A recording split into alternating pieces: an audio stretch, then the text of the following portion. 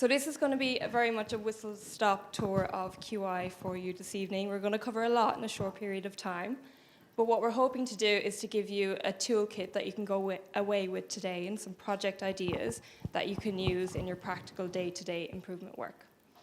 So, in developing a QI aim, so Mike has spoken to you a lot about engagement, stakeholder engagement, PPI, public involvement, and all these are really key at the beginning of any improvement project. And it's really key to kind of crack that before you start testing and measuring as you go. And the planning phase is really key, and something you can do as a tool to kind of get you going is a process map. So you've got some examples of process maps on your table, which I'm sure a few of you have looked at already. But can I just get a show of hands of who has actually done a process map in practice before? A few? Okay, not that many, but a few of you, okay. Hopefully you found them helpful, and it won't be relevant for every project. But it can be a really, really useful tool to help you give a visual representation of all the steps in the QI journey you are looking at. So whatever specific part of your service or patient journey that you want to look at, this can be a really useful tool to do with your team so you can get all aspects of the project. And I think Mike gave an example earlier where it can get super complicated super fast. We always use the example of making a cup of tea when we do normal QI training, and people are like, oh my God, I can't believe it gets so complicated when you sit down to actually look at it. There's so many steps and processes involved. It's why it's really good to do it with your team as well. So you might see one perspective and just take it for granted that something is done, but it's still a decision point, it's still a process that has to be carried out. So it can be really useful to identify problem areas, again, to get your stakeholders involved, but also to look for ideas for change and to see where your bottlenecks are, where your gaps are, and what you should potentially focus your improvement projects on. But what we always suggest is that when you're doing your process map, look at the current state first. So it can be really tempting, and I'm definitely guilty of this, to start process mapping and think, oh, we definitely need to improve this idea will fix this, and to start kind of going off on a bit of a tangent about ideas for improvement. So what we suggest is that on your sticky notes, or whatever you're doing your process map on, note these things down and just kind of capture that at the side. But for the beginning, start with looking at the current state, so you can kind of predict if you introduce a change over here, what will happen further down the line.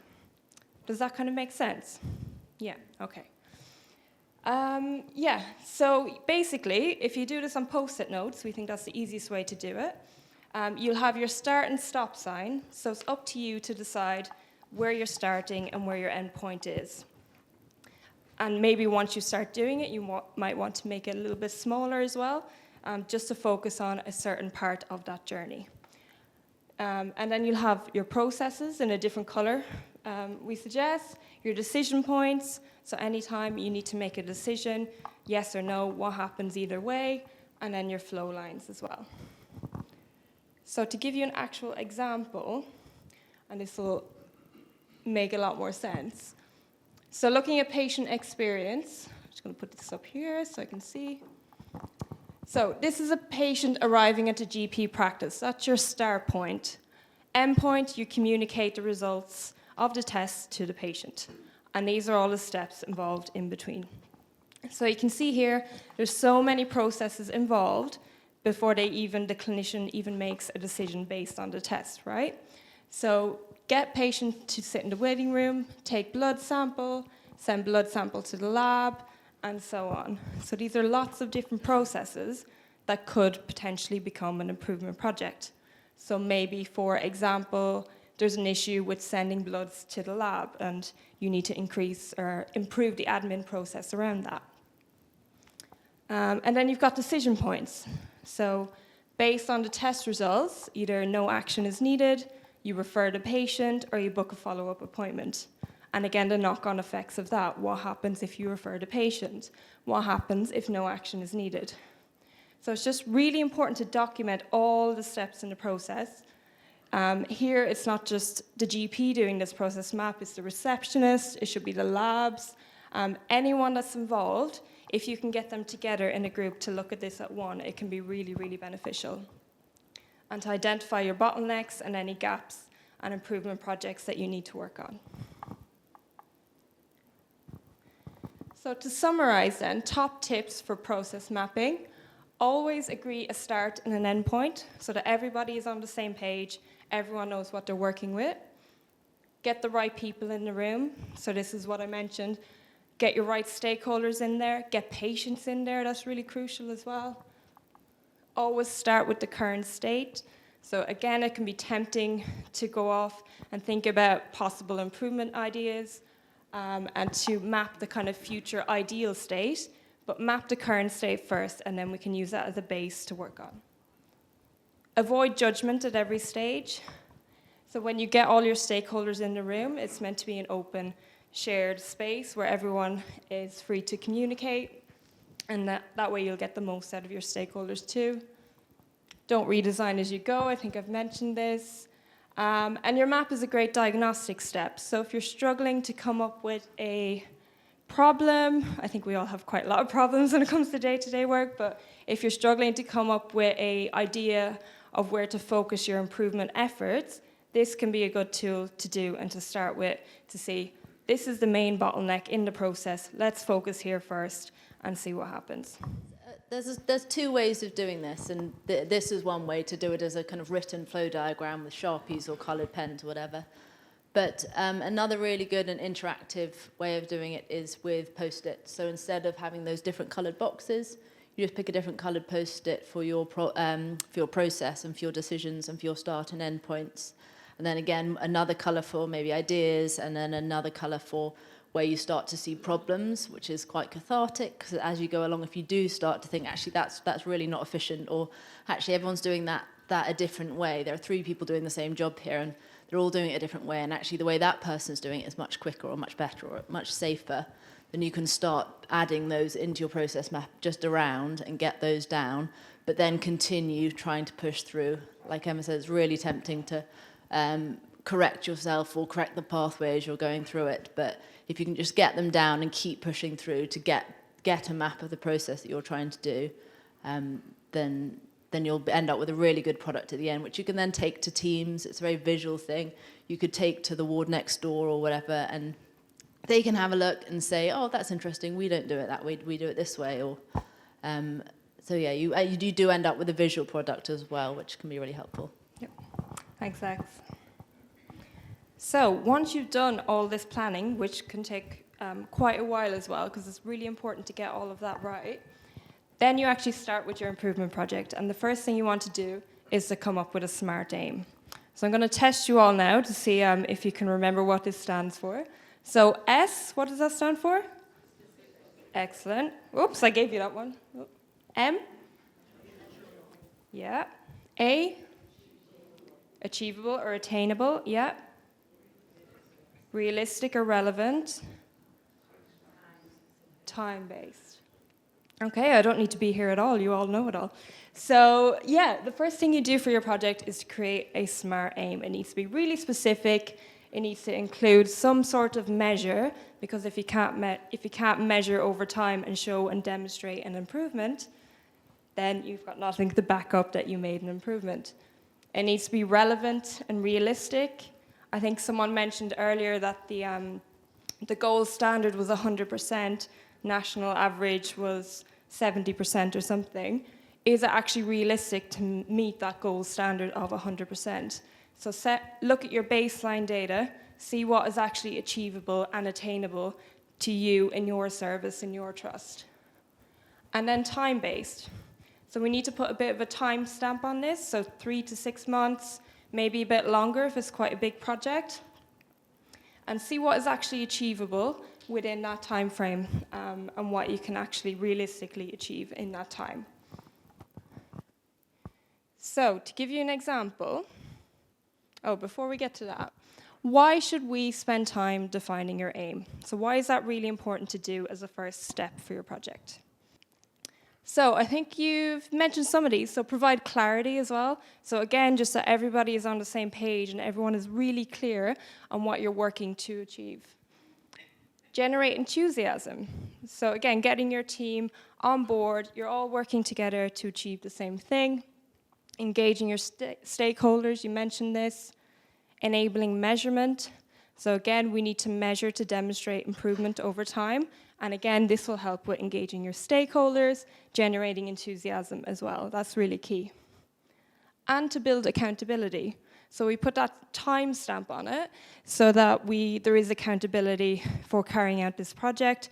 It's not going to be something that is carried out for ages and ages, or it gathers dust in the corner. We want to try to collectively work towards something within quite a relatively short period of time. But if we can achieve a small improvement, that can have a big impact, and we just build on that over time. So here's another example. Oops. So if my aim was to increase the number of patients referred to rehab, is that smart? No. What's it missing?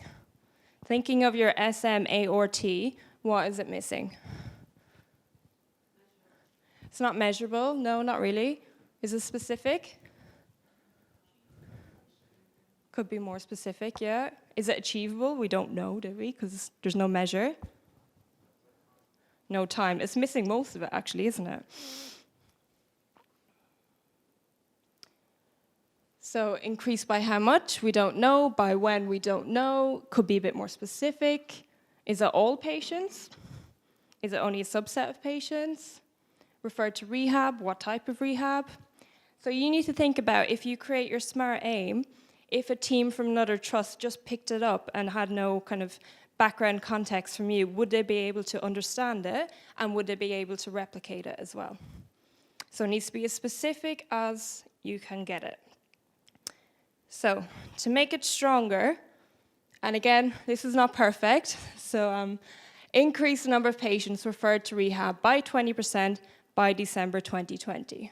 But you picked up on quite a few points that are missing even from this, so you need to make it more specific. What patients, where, what rehab, which trust am I talking about?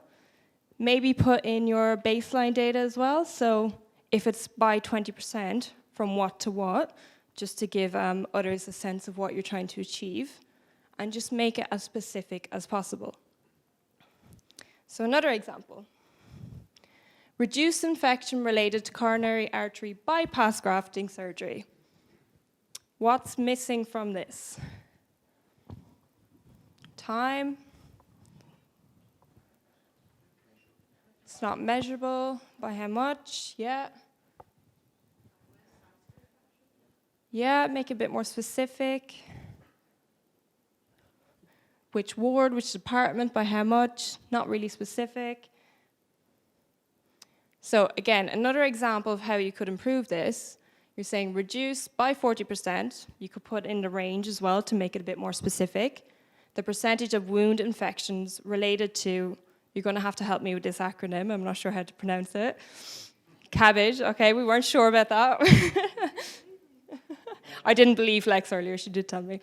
Okay, surgery in a certain ward, in a certain trust as well, by November 2020. So you can see how the more specific you are, the more on the same page everyone is, the more you can work towards the same goal. So once you've done your SMART aim, the next step is creating a driver diagram. Has anyone ever heard of a driver diagram before? Few nods of heads. It might be a completely new tool to you, and that's fine. So basically, it's a visual display of what drives or contributes to the achievement of your project SMART aim. So it's kind of like a plan on the page.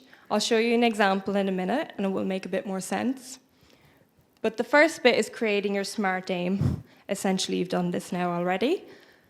Then you have your primary drivers, your secondary drivers, and your change ideas. So primary drivers are what contribute directly to you achieving your aim.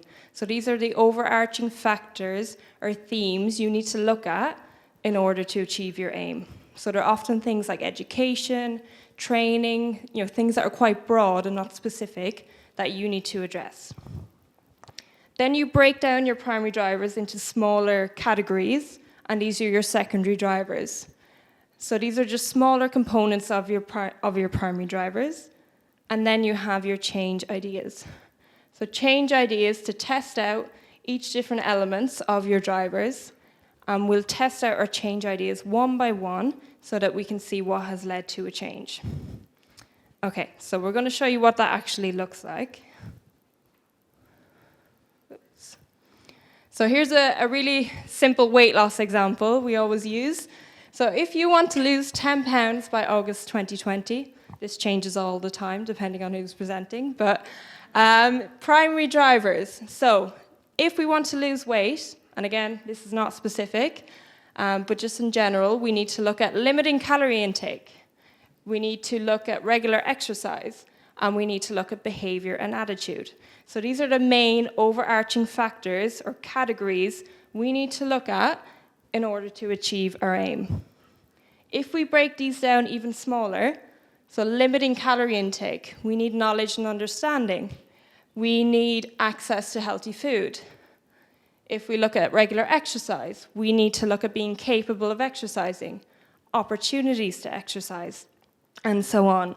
So these are just broken down into smaller categories. And then for each secondary driver, we brainstorm lots of different change ideas. So these are things that you will action, so it's a change you will introduce into your system or your process that you can test out and you can measure. So reading recipe books, keeping a food diary, walking to work, using a fitness app. So these are all changes and actions you're going to do to see if by doing this, by joining the gym, I will lose weight. If I keep a food diary, will I lose weight? And so on. Anything to add? Only that not everyone likes driver diagrams, and I used to not like them, but now I completely appreciate why they can be really useful.